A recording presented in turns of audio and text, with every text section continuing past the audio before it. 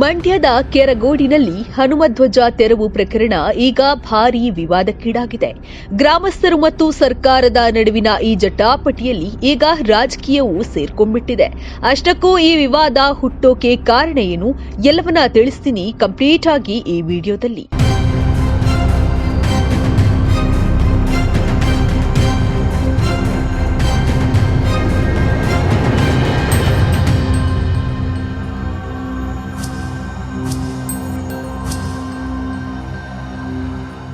ವೀಕ್ಷಕರೇ, ಮಂಡ್ಯ ಜಿಲ್ಲೆ ಕೆರಗೋಡು ಎಂಬಲ್ಲಿ ಗ್ರಾಮಸ್ಥರು ಮತ್ತು ಹಿಂದೂ ಸಂಘಟನೆ ಕಾರ್ಯಕರ್ತರು 108 ಅಡಿ ಎತ್ತರದ ಧ್ವಜಸ್ತಂಭವನ್ನ ಹನುಮಧ್ವಜ ಹಾರಿಸಿದ್ರು. ಈ ಒಂದು ಧ್ವಜವನ್ನ ತೆರವುಗೊಳಿಸಿದ ಪೊಲೀಸರ ಕ್ರಮ ಈಗ ಟೀಕೆಗೆ ಒಳಗಾಗಿದ್ದು ಪ್ರತಿಭಟನೆಯೂ ವ್ಯಕ್ತವಾಗಿದೆ.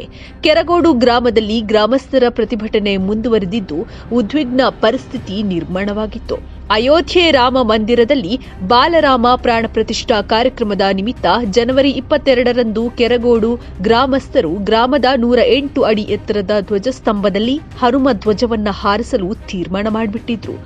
ಗ್ರಾಮ ಪಂಚಾಯತ್ ರಾಷ್ಟ್ರ ಧ್ವಜ ಹಾಗೂ ನಾಡಧ್ವಜ ಹೊರತುಪಡಿಸಿ ಯಾವುದೇ ಧಾರ್ಮಿಕ ರಾಜಕೀಯ ಧ್ವಜವನ್ನ ಹಾರಿಸುವಂತಿಲ್ಲ ಎಂಬ ಒಕ್ಕಣೆಯೊಂದಿಗೆ ಜನವರಿ 19ರಂದು ಅನುಮತಿ ಪತ್ರ ನೀಡಿತ್ತು. ಆದಾಗ್ಯೂ ಗ್ರಾಮಸ್ಥರು ಮತ್ತು ಹಿಂದೂ ಕಾರ್ಯಕರ್ತರು ಹನುಮ ಧ್ವಜವನ್ನ ಹಾರಿಸಿದ್ದಾರೆ. ಈ ಬೆಳವಣಿಗೆ ಬೆನ್ನಲ್ಲೇ ಗ್ರಾಮ ಪಂಚಾಯಿತಿಯ ಅಧೀನದ ಧ್ವಜಸ್ತಂಭದಲ್ಲಿ ಹನುಮ ಧ್ವಜ ಹಾರಿಸಿದ್ದಕ್ಕೆ ಕೆಲವರು ವಿರೋಧವನ್ನ ವ್ಯಕ್ತಪಡಿಸಿದ್ರು. ಈ ವಿಚಾರ ಗ್ರಾಮ ಪಂಚಾಯತ್ ಸಾಮಾನ್ಯ ಸಭೆಯಲ್ಲಿ ಚರ್ಚೆಯಾಗಿತ್ತು. 22 ಸದಸ್ಯ ಬಲದ ಗ್ರಾಮ ಪಂಚಾಯಿತಿಯಲ್ಲಿ ಹನುಮಧ್ವಜ ಹಾರಾಟಕ್ಕೆ 20 ಸದಸ್ಯರು ಬೆಂಬಲವನ್ನ ಸೂಚಿಸಿದ್ರು. ಹನುಮಧ್ವಜ ವಿವಾದ ಪ್ರತಿಭಟನೆ ರೂಪ ಹೇಗೆ ಪಡಿತು ಅನ್ನೋದನ್ನ ನಾವು ನೋಡೋದಾದ್ರೆ, ಸರ್ಕಾರಿ ಜಾಗದಲ್ಲಿ ಹನುಮಧ್ವಜ ಹಾರಿಸಲಾಗಿದೆ, ಇದನ್ನ ತೆರವುಗೊಳಿಸಬೇಕು ಎಂದು ಮಂಡ್ಯ ಜಿಲ್ಲಾಡಳಿತವು ತಾಲೂಕು ಆಡಳಿತಕ್ಕೆ ಮೌಖಿಕ ಆದೇಶವನ್ನ ಕೂಡ ನೀಡಿತ್ತು. ಅದರಂತೆ ಹನುಮಧ್ವಜ ತೆರವು ಮಾಡಲು ತಾಲೂಕು ಪಂಚಾಯಿತಿ ಕಾರ್ಯನಿರ್ವಾಹಕ ಅಧಿಕಾರಿ ವೀಣಾ ಅವರು ಅಧಿಕಾರಿಗಳೊಂದಿಗೆ ಗ್ರಾಮಕ್ಕೆ ಆಗಮಿಸಿದ್ರು. ಗ್ರಾಮಸ್ಥರು ವಿರೋಧ ವ್ಯಕ್ತಪಡಿಸಿದ ನಂತರ ಪ್ರತಿಭಟನೆ ನಡೆಸಿದ ಕಾರಣ ಹನುಮಧ್ವಜ ಇಳಿಸದೆ ಅವರು ರಾತ್ರಿ ಹಿಂತಿರುಗಿದ್ರು. ಜನವರಿ 28ರ ನಸುಕಿನ ಜಾವ 3 ಗಂಟೆಗೆ ಗ್ರಾಮಕ್ಕೆ ಮಂಡ್ಯ ಎಸಿ ಶಿವಮೂರ್ತಿ, ತಹಶೀಲ್ದಾರ್ ಶಿವಕುಮಾರ್ ಬಿರಾದರ್ ಅವರು ಆಗಮಿಸಿ ಧ್ವಜವನ್ನ ತೆರವುಗೊಳಿಸಲು ಯತ್ನಿಸಿದ್ರು.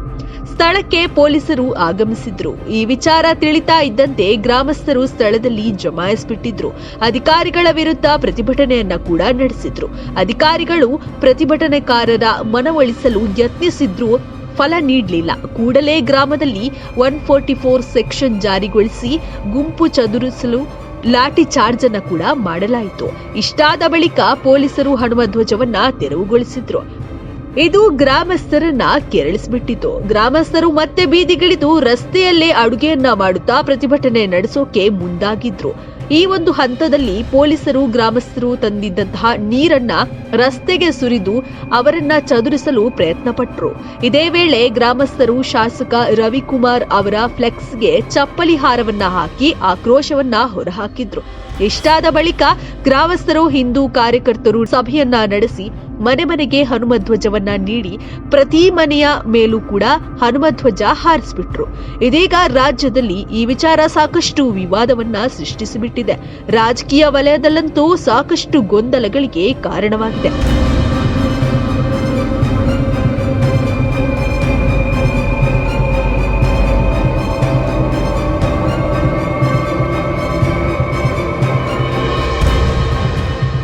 ಈ ಒಂದು ರಾಷ್ಟ್ರಧ್ವಜ ಹಾಗೂ ಹನುಮಧ್ವಜ ಇದರ ಬಗ್ಗೆ ನಿಮ್ಮ ಅನಿಸಿಕೆ ಅಭಿಪ್ರಾಯಗಳನ್ನ ನೀವು ನಮಗೆ ಮುಕ್ತವಾಗಿ ಕಮೆಂಟ್ ಮೂಲಕ ತಿಳಿಸಬಹುದು. ನಮಗೆ ರಾಷ್ಟ್ರಧ್ವಜ ಮುಖ್ಯನೋ ಅಥವಾ ಹನುಮಧ್ವಜ ಮುಖ್ಯನೋ, ಯಾವುದು ಮುಖ್ಯ ಅನ್ನೋದನ್ನ ನೀವು ಒಂದಿಷ್ಟು ಕಮೆಂಟ್ಗಳನ್ನ ನಿಮ್ಮ ಅನಿಸಿಕೆ ಅಭಿಪ್ರಾಯಗಳನ್ನ ನಮಗೆ ಮುಕ್ತವಾಗಿ ತಿಳಿಸಬಹುದು.